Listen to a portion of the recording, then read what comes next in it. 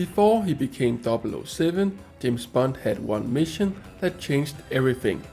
From breathtaking explosions, impossible escapes, unforgettable car chases, brutal fistfights and iconic one-liners, to the gadgets, the cars, and of course, the Bond girls.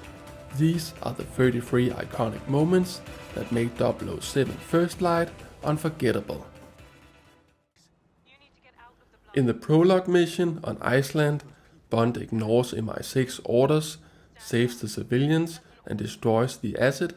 It's the moment he stops being just another soldier and starts becoming the James Bond we all know, willing to break the rules to do what's right. Right after the prologue mission ends with a massive explosion, the game transitions straight into Lana Del Rey's theme song, composed with longtime Bond composer David Arnold. It feels like a classic Bond opening, with stylish silhouettes of women and guns that perfectly capture the 007 aesthetic. For a brand new Bond game, it's hard to imagine a better introduction. The first time James steps into MI6, he introduces himself with the iconic line, "The name's Bond." James Bond. He's with me. But before he can finish it, Moneypenny completes the sentence for him. It's a small twist that gives us a dose of nostalgia, while also telling us this isn't the Bond we know yet, it's the beginning of a brand new story. Bond's training on Malta feels like something straight out of a Rocky movie. From endless push-ups and target practice, to climbing obstacles and pushing an Aston Martin to its limits, every challenge makes him stronger. It's a classic training montage that transforms James from a promising recruit into a future 00 agent. Bond's rivalry with Monroe feels like Rocky IV, with James Bond and Monroe going at each other like Sylvester Stallone and Dolph Lundgren. They crash through windows, trade brutal punches, and turn the training exercise into an all-out brawl. The entire sequence feels like the opening action scene of a Bond movie, and by the end of the fight, the rivalry has earned them a newfound respect for each other. MI6 uses an AI called Fear throughout the game, and it quickly becomes one of the story's most important characters.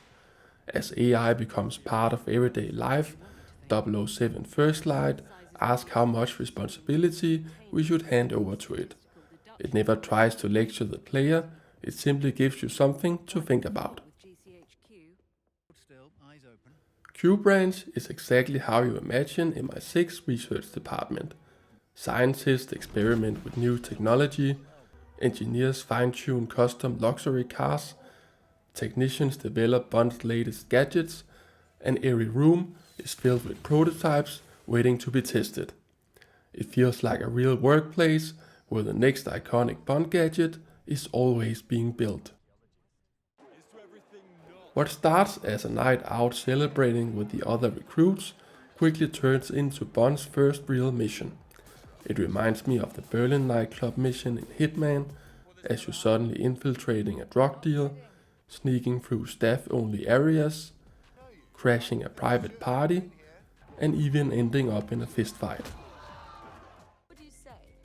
After flirting with the wrong woman at a nightclub, Bond ends up in a brutal fistfight with her jealous boyfriend. The entire bathroom brawl instantly reminded me of the iconic fistfight in Casino Royale, with its war, close quarters combat that feels more like a movie than a typical video game. Choosing your gadgets before a mission reminds me a lot of Hitman. Instead of bringing coins, a lockpick or a fiber wire, you're choosing Bond's gadgets like the dart phone, shockwave camera, and the iconic missile pin. It makes every mission feel like you're planning the perfect 007 operation before stepping into the field. Infiltrating the hotel in Slovakia reminded me of the Paris mission in Hitman. Bond is supposed to stay by the car, but a suspicious hotel employee quickly catches his attention. He sneaks through the hotel in search of a double agent before facing off against the blonde twins. The mission ends with Monroe's death and Bond narrowly escaping a bomb explosion. Hotwiring a car, escaping with the mysterious maid, and wondering why she has the car key immediately makes this chase intriguing. From there, it only gets crazier as you race down staircases, tear across a cornfield, and launch off the back of a moving truck. It's fast, cinematic, and personally my favorite action sequence in the entire game. It had me smiling from start to finish. The action doesn't stop after the car chase. First, Bond fights his way to the aircraft, then battles enemies on top of the moving plane, before climbing inside for another intense firefight. Just when you think it's finally over, the fight continues outside the aircraft, ending with an unforgettable fistfight while hanging beneath parachutes. The streets of Mauritania immediately reminded me of the Marrakesh mission in Hitman. To gain access to a high-stakes auction, Bond first has to earn enough money by exploring the city and taking on optional activities. You can enter underground fistfights, complete shooting challenges, talk to locals, and discover different ways to make money. It's the game's first truly open-ended mission. Weaving your way through a maze of laser tripwires is about as secret agent as it gets. More than almost any other mission, it forces you to slow down, pay attention to your surroundings, and carefully think through every move. Greenway stops Bond from opening the briefcase, explaining that it's a Q-case, a booby-trapped briefcase that explodes unless you open it the right way. Inside is the proof that 009 was never the double agent MI6 believe him to be. But just as Bond finally uncovers the truth, the briefcase explodes, destroying the evidence forever. Lenny Kravitz, yes, the rock star behind Are You Gonna Go My Way, steals every scene as Bauma. From his unforgettable sword demonstration when Bond first arrives in Mauritania, to hanging Bond and Greenway above a pit of crocodiles, he constantly keeps you guessing. Later, he unexpectedly returns to save their lives, making him one of the game's most memorable allies, because you never quite know whose side he's on. Bond is ambushed in his London apartment, forcing him to fight off two assassins before a mysterious blonde sniper opens fire from a nearby rooftop. What follows is one of the game's most cinematic chases, as you dodge sniper shots, leap across London's rooftops, and relentlessly hunt down the assassin, before unexpectedly ending at a museum gala. At the museum gala, Bond finally comes face to face with the mysterious maid from Slovakia. It's only when Webb calls her Isola that you finally learn her name. She helps Bond get closer to Damien, but it's clear she's playing her own game. Just when it seems like Bond is finally getting some answers, Isola effortlessly takes down several guards, escaping through a window, and disappears into the night, leaving you wondering whose side she's really on. You expect James Bond to escape in a sleek Aston Martin, but instead he steals a garbage truck. It's a hilarious twist that somehow turns into one of the game's most entertaining car chases. Smashing through traffic, plowing through roadblocks, and using the truck's sheer size to your advantage makes for a chaotic escape that proves Bond doesn't need a luxury car to create an unforgettable chase. The mission starts like a buddy cop movie as Bond and Greenway narrowly avoid blowing their cover during an elevator ride with Webb Industries executive Roger Finch. From there, the infiltration of Webb Industries becomes a proper spy mission with climbing, crawling through ventilation shafts, hacking security systems, and staying out of sight. Using the cleaning robots to gain access to restricted areas reminded me of Perfect Dark. And finally, the towering stairways leading up to the penthouse looks like something straight out of Blade Runner. After infiltrating Webb Industries, Bond uncovers the truth about fear. The AI that was supposed to protect the world had been manipulated all along. Suddenly, everything Bond believed about his mission is turned upside down. After arriving in Vietnam, the tropical island immediately reminded me of the Bali mission in Hitman. Like in Bali, you are free to tackle 3 different targets in any order you choose. Bond has to secretly plant a tracker on each of them, whether it's the beautiful biologist, the obnoxious party bro, or the businessman. Playing a yoga instructor to infiltrate the businessman took me back to the Hokkaido mission in Hitman. The freedom to approach each target however you like makes it one of the few moments that feels more like Hitman than Uncharted. Teresa reminded me of Denise Richards as Christmas Jones in The World Is Not Enough, a scientist with looks you would only dream of. Bond first meets biologist Teresa at a reception in Vietnam, where his attempt at flirting falls completely flat. Later, he literally blows her away, or at least her papers, before secretly planting a tracker in her drink. When Teresa's pulse suddenly drops, Bond fears the worst, only to discover that she's simply freediving. Relieved, he finally gets to relax for a moment and even steals a kiss or two. But the quiet doesn't last for long. That same night, Damien's men attack her mansion and Bond races to her rescue.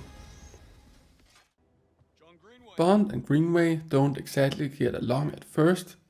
Greenway pushes Bond relentlessly during training in Malta and keeps a close eye on him in the field, while Bond has never been great at taking orders.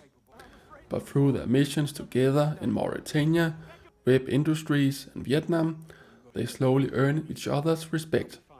By the end, they're more than just agent and commander, they become friends. That's what makes Greenway's death so impactful.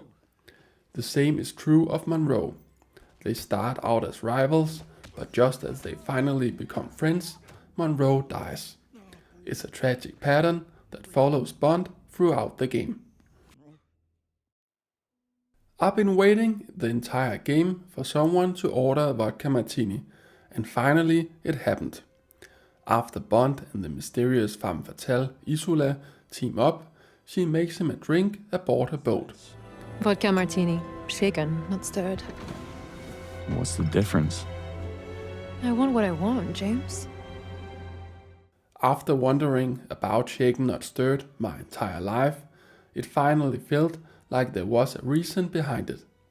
Just like the Bond, James Bond, scene with Moneypenny, 007 First Light doesn't just reference a classic Bond moment, it gives it a clever new origin. Not every memorable gadget belongs to Q. In the Antarctic facility, Bond takes control of Reggie, a remote-controlled wrecking ball built by the villains themselves. Using their own invention against them to smash through reinforced windows and tear apart an army of robots is incredibly satisfying. It felt like being a kid in a toy store, causing as much destruction as possible. By this point, Bond had already survived car chases, fought his way across a cargo plane, and even hijacked a garbage truck. Yet 007 First Light still managed to surprise me with an intense speedboat chase. After Isola steals the Hyperion core, Bond chases her across the icy waters of Antarctica in a heavily armed speedboat. Weaving through naval mines at full speed while blasting enemy boats never gets old. The crystal clear water, towering icebergs, thick fog and moonlit sky turned the chase into one of the game's most beautiful set pieces.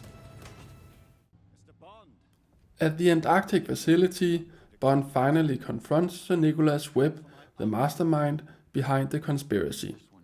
Webb reveals that if his heart stops, the AI known as Hyperion will automatically leak MI6's most closely guarded secrets. Just as he seems untouchable, Isola shoots him.